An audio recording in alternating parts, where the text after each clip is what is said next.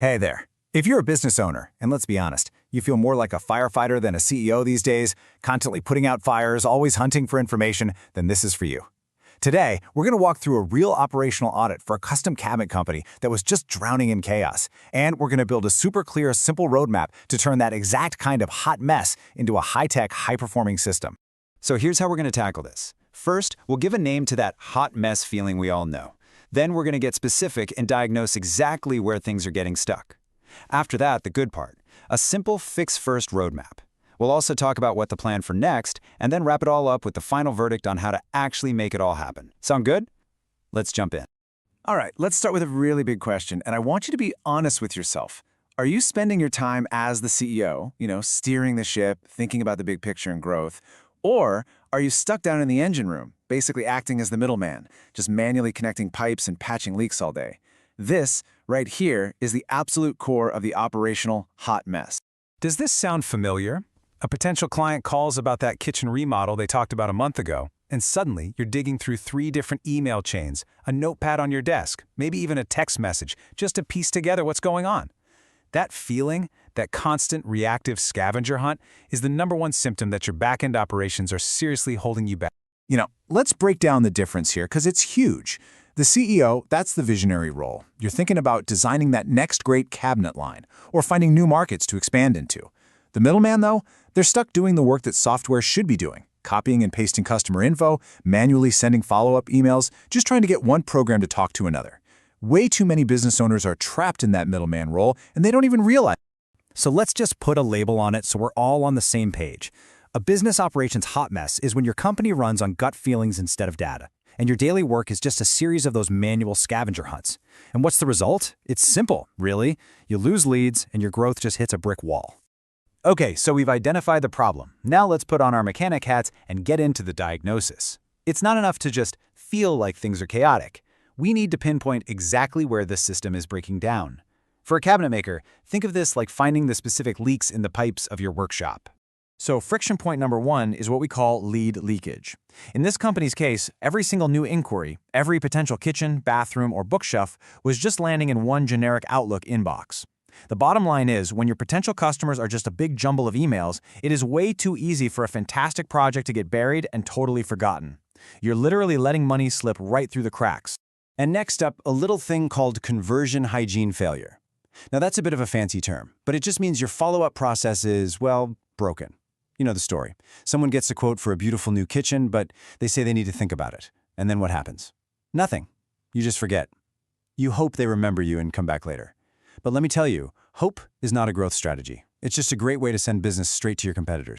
And this chart, wow, this really shows you where all that precious time just vanishes. Look at this.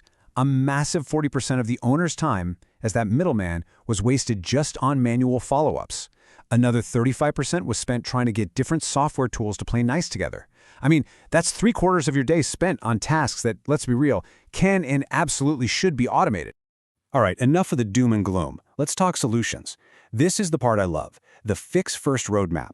We're talking 3 clear, high-impact steps you can take right now to bring some sanity back to the chaos. This is how you eliminate that feeling of being completely overwhelmed. Let's break this down. It's simpler than you think. Step 1, centralize that scavenger hunt. This just means getting a simple CRM, a customer relationship management tool. And don't let the acronyms scare you. Just think of it as one central digital filing cabinet where every single customer's info lives in one spot. No more digging. Step 2, automate that did not buy loop. Set up one simple automated email sequence to check in with folks who got a quote but went quiet. This alone is a game changer. And third, stop winging your onboarding process. You probably already have templates for your projects. Now you just need to create a system for how a new client gets plugged into that template every single time. See? Simple. So, once you've handled those 3 big things, your brain is probably going to start spinning. You'll start thinking about all the other tech you keep hearing about. What about all that advanced, fancy stuff? Well, that's exactly what we're going to cover right here in the Fix Next plan.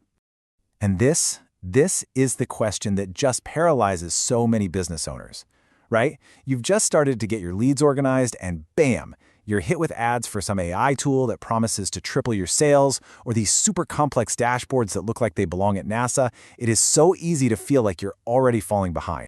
And here it is. This might be the most freeing piece of advice you get all year. For now, you have my full permission to just ignore all of that. Seriously, here's why. Advanced tools are only powerful when they're built on a solid foundation. Trying to bolt on AI right now would be like installing a $1,000 smart thermostat in a house with completely faulty wiring. You've got to fix the foundation first. So these things become your fix next items. They go on the back burner. Once your customer data is clean, organized, and actually reliable, then you can start exploring how AI could help you. Once your tools are all connected and talking to each other, then you can build dashboards to see what's going on. First, you build the foundation. Then and only then do you build the skyscraper on top of it.